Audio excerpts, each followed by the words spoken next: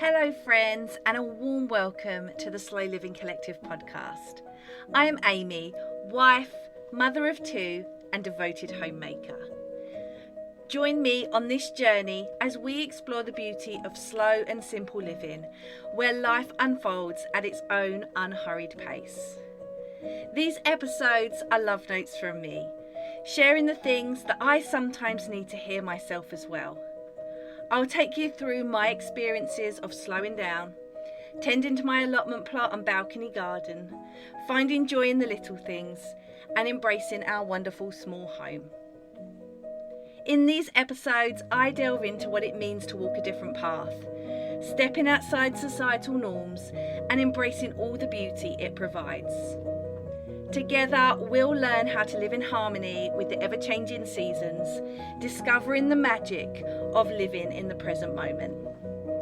I welcome you to come on this journey with me and maybe open your mind to a different way of living. I hope you find what you're looking for in the words of these episodes, and I hope they speak to you in your own unique way. Hey everyone, and welcome back to another episode of the Slow Living Collective podcast. This is your place for all things slow, simple, seasonal and intentional. And also, I'm going to be sharing so much more about living in a smaller home by choice. And we're starting with that today. We're going straight into it. There's no run up. There's no easing you into it. We're going for it. So, if you're new here, I'm Amy. Thank you so much for joining me. I am the host of this podcast, and if you're not new here, thank you so much for coming back. So today I want to take you all on a journey, and you might have figured from, the title of this episode that I'm talking about going from a small, simple balcony to an urban homestead. And you might be thinking, oh my gosh, are you moving? But no, I am not moving. Are you probably never going to hear me utter those words that I am moving? Hopefully not anyway. No, I'm not taking you on a journey across the countryside or to a sprawling back garden, but I'm taking you on a journey up several flights of stairs onto a 1 metre by 4 metre balcony into my 650 square foot home and into a version of homesteading that is completely and beautifully urban. And this that I want to share with you today is about finding enoughness, about stopping the scroll, turning down the noise, and realizing that just maybe the life you dream of is already happening right now. And maybe you just need to see it through a different lens. Now, you might be thinking first and foremost, Amy, what is 650 square feet? I have no idea. So I don't really know how to explain that to you. I live in a very standard size flat for the UK. The average house size in the UK is around 1,000 square feet. You can usually find out based on, just look on Rightmove, look at houses that have been for sale in your area, look at your own house if you've recently bought it. Usually they do like an illustrative guide on there, like a PDF or something, and it usually says what your square footage is. Now the average, like I said, the average house size in the UK is around 1,000 square foot. So I am obviously quite under that, but there are obviously, there's going to be people everywhere. It's why I say I live in a small home by choice, and I don't necessarily think it's necessarily always about the size either, but the amount of people that live in it as well. And I definitely found that over the years. I've lived here for 9 years. My husband and I moved in here just after we got married, and every single time we've had a child, when we had our first child, people were like, oh, you're going to move? And we were like, no, we're fine. And then when we had our second child, people were like, oh, you're going to move, right? And it's like, no, we're fine. And then I got pregnant last year, which unfortunately ended in miscarriage. But then people were like, now you're going to move, right? And we were like, no, we're fine, thanks. And I think it's this idea that as a society, we are taught and almost brainwashed and trained to believe that we always need to be reaching for the next bigger, better thing. And, a lot of the time people can't comprehend the idea that you are just happy with your enoughness. So for me, there have been times where I've toyed with the idea, like, should we move, shouldn't we move? And like the practicalities of it, I live in Hertfordshire, it's so expensive. And I think about, if I were to move, what would it look like? We're talking about not gaining much more in space, if any. I would definitely lose kitchen space in comparison to what I've got now. And we're talking about adding 100 to 150,000 onto the price of, my property. My property is worth, so my 650 square foot flat is worth around £250,000. Now, depending on where you are in the country or the world, that might seem like a little or a lot. In the UK, I would say that's a lot of money. I could go much further up north and get a house for less than that. But I don't intend to move. I don't want to move. I don't want to leave the area I'm in. I've lived here all my life. I have no intention of leaving. And, I just love it here.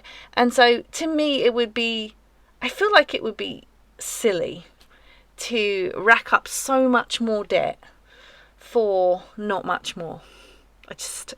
To me, I don't see the point. Like, I don't want to spend my life like literally strapped for cash because I'm paying a giant mortgage. It's just not for me. I want to live my life. I want to do fun things. I want to enjoy myself. And but I do want to live here. And, I hate this idea like, oh, you could just move. But it's like, but all of my friends are here. All of my family is here. All of my connections, all of my life. Like, why would I just move? I'm like, it's not for me. And I think a lot of the time people can't understand, like, being comfortable with everything being enough. And I used to think, when I first moved in, the first thing I did was sort out my balcony. The renovations could wait for me. It was all about the balcony. And over time, I've realised more and more that I have lived in that place where, I've been very much living out many of the principles of homesteading. And I used to really think that to live that homesteading dream, as it were, that I needed more land, more space, maybe a cottage in the countryside, chickens. I really don't want chickens. I don't really like them, let's be honest. It's very controversial to say in the homesteading world, but I really, really don't want chickens. But I thought, maybe I wanted a bigger kitchen, and that dream is lovely, sure, but it's not my dream. It's not my dream. Because here I am on the second floor of this small split level flat in just 650 square feet of my home. And, my garden is a balcony, 1 metre by 4 metres, and it is everything. Now, people cannot fathom the idea that, like, you want a garden, right? And it's like, I don't actually care. I really don't actually care. I have the balcony and I have the allotment. I spend a lot of time out in nature. I'm really not fast, to be perfectly honest. Like, I think that's probably the most common question. Like, don't you want a garden? Don't you want a garden, Amy? And I'm like, no, I'm all right. I've got my balcony. I love my balcony. I've got my allotment. I love my allotment. I live in a town that is very adjacent to countryside. And I just don't need it. I just feel like I don't need it. And listen, I put the title of this episode as, a simple balcony to an open homestead. And this isn't about changing anything externally. I haven't moved. I haven't renovated. I haven't bought any fancy new things, although I do have a few new pots, but, nothing particularly fancy. But what changed was me. It was my perspective, my pace, my priorities. And somewhere in that, slow living lifestyle, I realised that I was already homesteading. I didn't have the chickens. I didn't have acres of land. But But, I did have, my thriving balcony, my herbs growing, my strawberries growing, my lettuce like tumbling out of, these small hanging planters. And I've got a freezer filled with like bone broths and summer harvests. And I bake my focaccia from scratch. And sometimes I even do sourdough. And, I'm passionate about organic farming, organic gardening, eating organically, living more low toxic. I'm already doing it. And it was many years ago when I started calling this our urban homestead. And at first it was a little bit of a joke, like I guess a little nod to the dream that I thought I was chasing. But actually what happened was, the more I said it, the more I believed it. Because really, what is homesteading if it's not growing food, cooking from scratch, and tending to your little corner of the world, and just learning to live more slowly, simply, and more in tune with nature? And when I sort of stopped looking outside of myself for the life I thought I wanted, and start looking around at what I already had, I found that everything that I had once longed for, I already had it. And the spaciousness I was craving wasn't about square footage. It was just about presence and peace and living in rhythm with the seasons. And once I did that, once I felt more like I was aligned with that, I realised that I didn't require any more than what I already had. And it just really helped me just see what was right in front of me. And there is so much noise out there, especially on the internet, telling us that we need a bigger kitchen, a better garden, more stuff. But I couldn't connect with it. They weren't my desires. They're just distractions. And when I stopped with those distractions and tuned into my own rhythm, I found that I felt more grounded and more contented and just more joyful. So no, I don't have a homestead that's traditional, but I do have a home that is so deeply lived in and so deeply loved.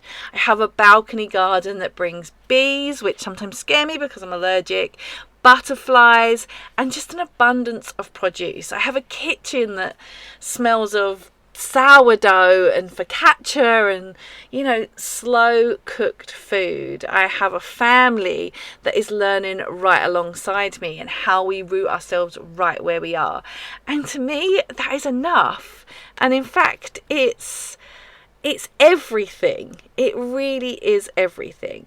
And there's nothing to say that having that dream of the homestead, of the acreage and the animals, that it's not a lovely one. And for some people it's the right one. But what I found was that I wasn't really chasing this particular way of living. It was more of a feeling, and that peace, that purpose, and that deeper connection to the seasons. That was it. And because once I felt like I already had it, I realised that I had already built the life I wanted, but I just hadn't taken the time to notice it. And that's when everything shifted. And there's something really freeing about embracing what you already have, because the more I lean into this space and this life that I have created, the more I realise how much I truly have and how much I am so truly grateful for. And not just in a practical sense, but emotionally as well. Because I stopped measuring my life against someone else's highlight reel that I've seen on Instagram. And I stopped asking myself, oh, what's next? And I started asking instead, like, what's here? Because it isn't a finish line. It isn't finally getting to that point. It's just how you feel. And sometimes I think that in a world that is so loud and so obsessed with more all the time, it is so radical to say, actually, this is enough.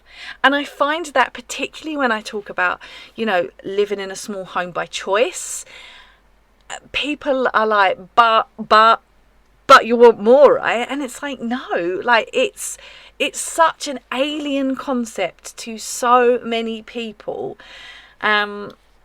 It's just wild.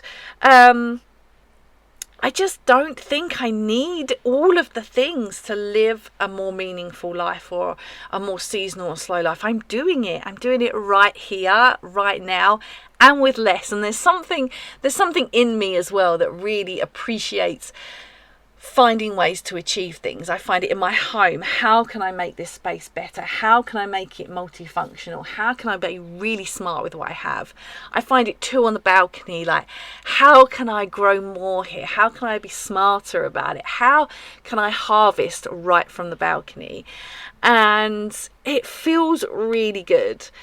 You know, my urban homestead isn't traditional. There are no, rolling hills or chickens or, anything like that, loads of grass. But there is so much life here, and there is so much intention, so much slowness.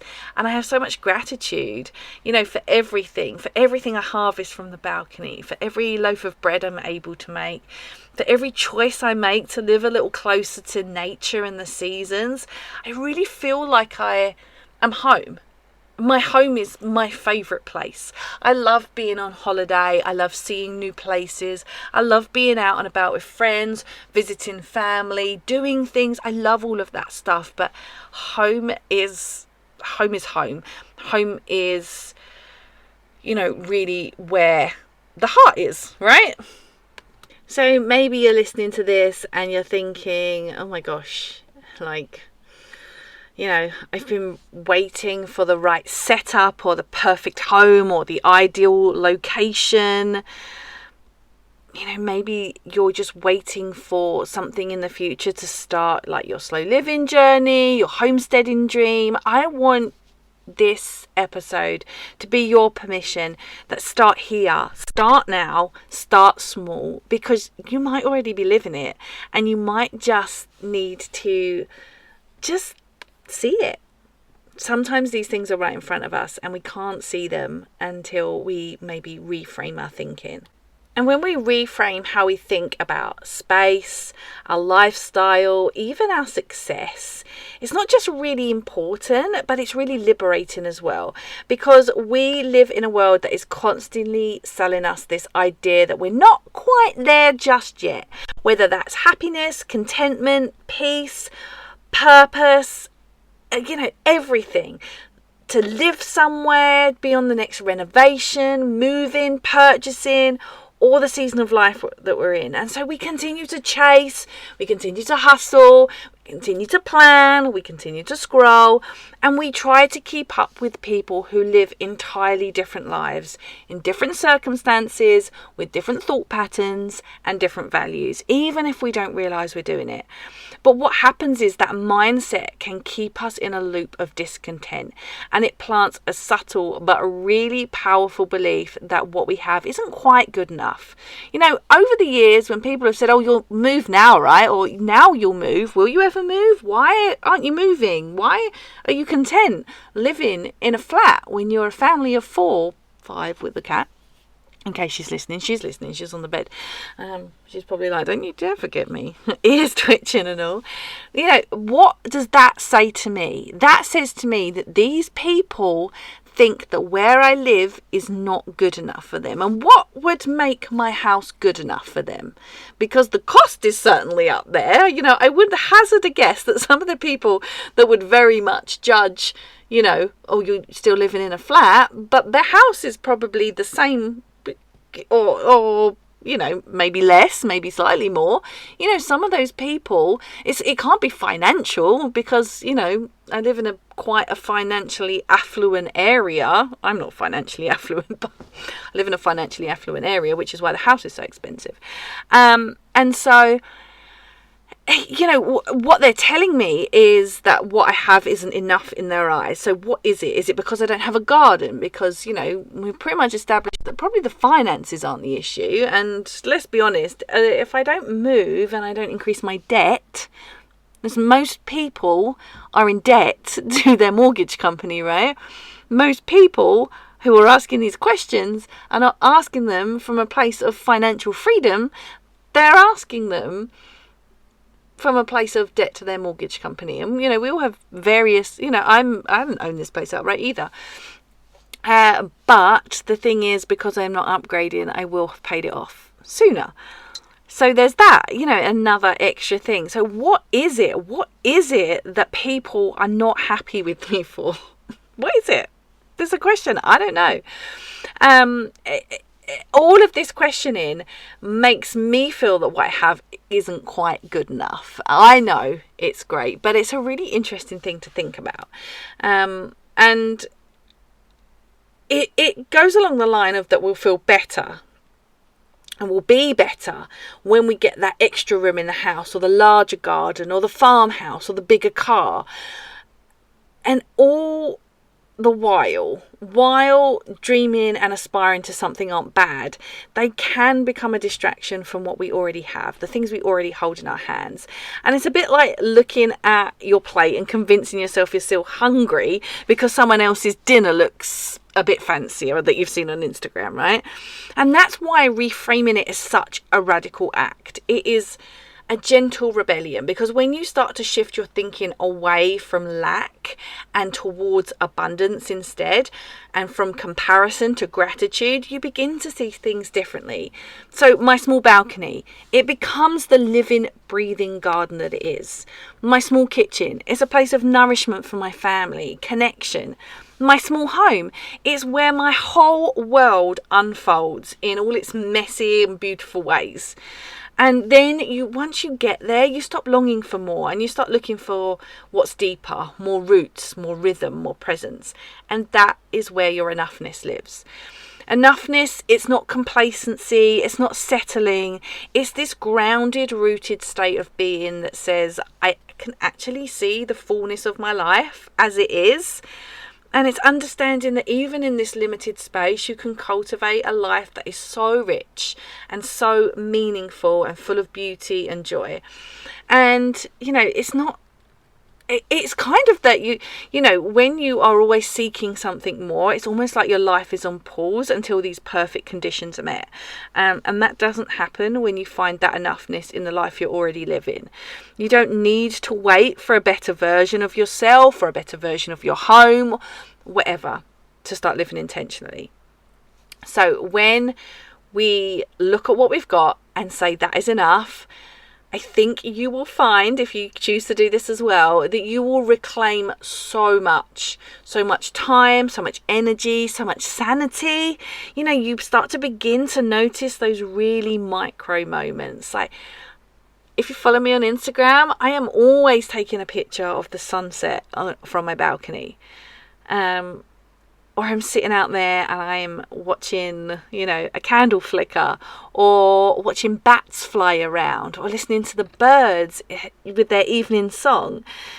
These tiny things, they can be so overlooked, but they actually become sort of like the pillars to what can be a deeply fulfilling life. And it doesn't mean that you'll never grow or change or dream or anything like that, but it just means that those things come from a place of wholeness, and it's that desire to evolve, not escape. And that really does change everything. So I guess, at the end of it all, it's all about embracing the life you have right now, no matter how small it feels or how far from maybe your dream it feels, because appreciating enoughness where you are at is where you will start to experience true freedom. So when we start looking at our homes, at our spaces, our routines, our choices, all through the lens of enoughness, we find that we can open ourselves up to the possibility of a richer, more connected life. A life that is not built on chasing after what's next, but on deeply appreciating what is here right now. And it's not ignoring the desire for growth or change, but understanding really that growth doesn't always mean you need more. Sometimes it just means leaning in or slowing down or being present with the things that we already have, whether that be the seasons around us, the space that we have, the people in our lives. They're more than enough. So if you're feeling like you don't have the perfect setup or the perfect life, I want you to stop, take a moment to breathe, look around and take in the quiet joy of your own version of enoughness, because you have it. And in that space, you will find everything you need to live the life you've been longing for right now, right here, right where you are, your urban homestead, your small space, it is enough. I promise you it is enough, and it's just waiting for you to see it as well. Thank you guys so much for tuning in to another episode of the Slow Living Collective podcast. I am so grateful to have each and every one of you here, and I hope today's episode really gave you something to think about changing that mindset and thinking about where you are, not always trying to reach for more, that there is so much joy in the enoughness. And yeah, I hope it just gave you something to think about. I would love to know your thoughts on this. Please head over to Substack, theslowlivingcollective.substack.com. You can find there, there's a little comment box with the show notes. I would love to know what you think of the episode. You can find me also over on Instagram at the Slow Living Collective, and also on TikTok at the Slow Living Collective. Thank you again so much for listening, and I will catch you in my next episode.